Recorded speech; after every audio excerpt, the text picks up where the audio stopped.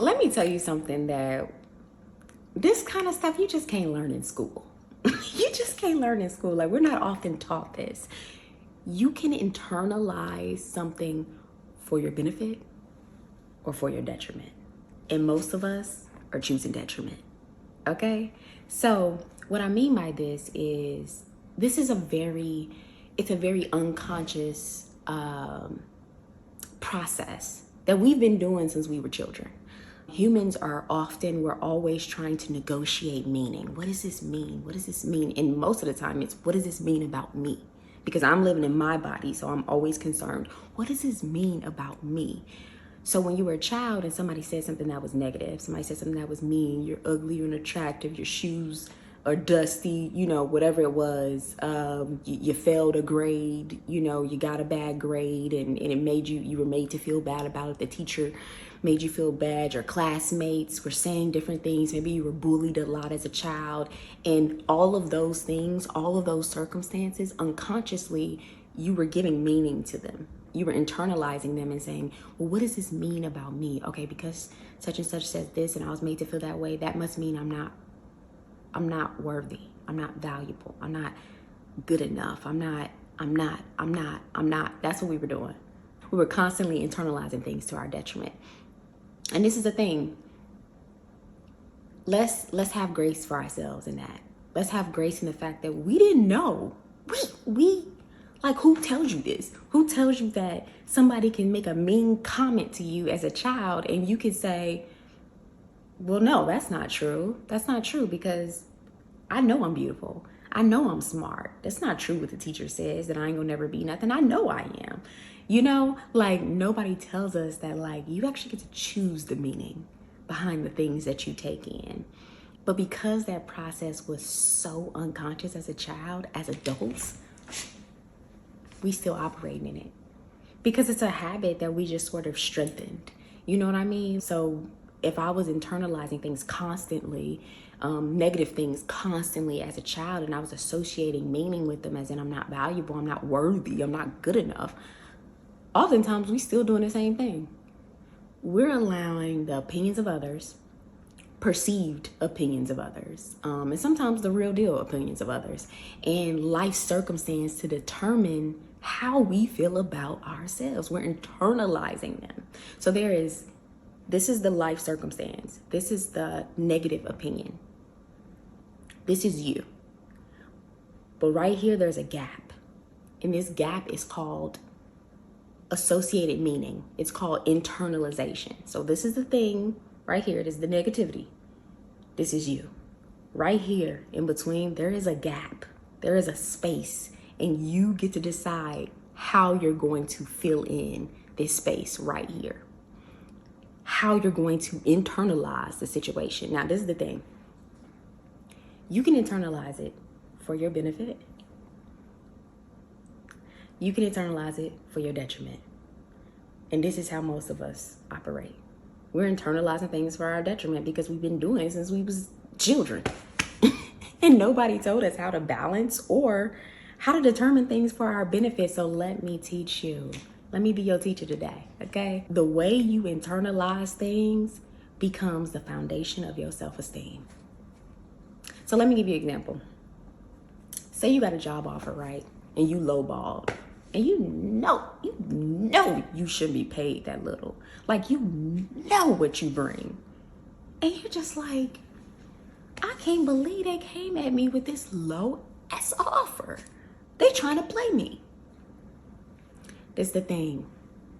So this is when we gonna practice our new little skill, our skill of associated meaning, our skill of how we're gonna internalize things. I'm gonna sit here and think about this, and I'm gonna say, if it's to my benefit, right? If I'm sitting here trying to strengthen this muscle of things being to my benefit, I'm gonna say, you know what? It's a low offer, but maybe this is an opportunity for me to learn how to negotiate. Maybe it's an opportunity for me to learn how to negotiate. You know what? I could stand to learn how to assert my value. So I'm gonna go back to my background. I'm gonna come up with like I can do this. Maybe you ain't heard, maybe you don't know me, but let me introduce myself. This is the value I bring. Or maybe I can go back and negotiate and say, oh, since they want to pay me so little, I'm going to require little responsibility. And I'm going to take my little red marker and I'm going to say, I ain't doing it. I'm just going to let them know what your girl is going to do for that amount of money. Maybe that's what I'm called to strengthen in this moment, so that I could have less responsibility at work, meaning I could have more capacity. I can have more capacity to do things outside of work that I've been wanting to do, to explore more interests, to invest in another skill set, to spend more time nourishing my relationships with my family and my friends. Maybe this is an opportunity. You know what I'm saying? Or I can internalize this to my detriment. I can say, they offer me so little money. Do they think I'm not good enough? Like, do they think that I'm not valuable, that I'm not worthy? Is that what they think? And then once I do that to my detriment, I'm also showing up in the next moment just like that. I'm showing up in the next job interview feeling like I gotta prove myself because these motherfuckers think I ain't worthy. They think I'm not enough and I gotta prove myself. I'm spending all this time trying to prove myself to people who they have no reference for the last moment of my life. You know what I'm saying? I'm spending all of this, I'm harboring all this negative energy and I'm putting it into the next moment. I'm destroying my self-esteem because I'm coming in there with the expectation of proving myself in my next job interview. They can feel that energy and they're rejecting it. They're like, yeah, no, actually, we don't want to hire you.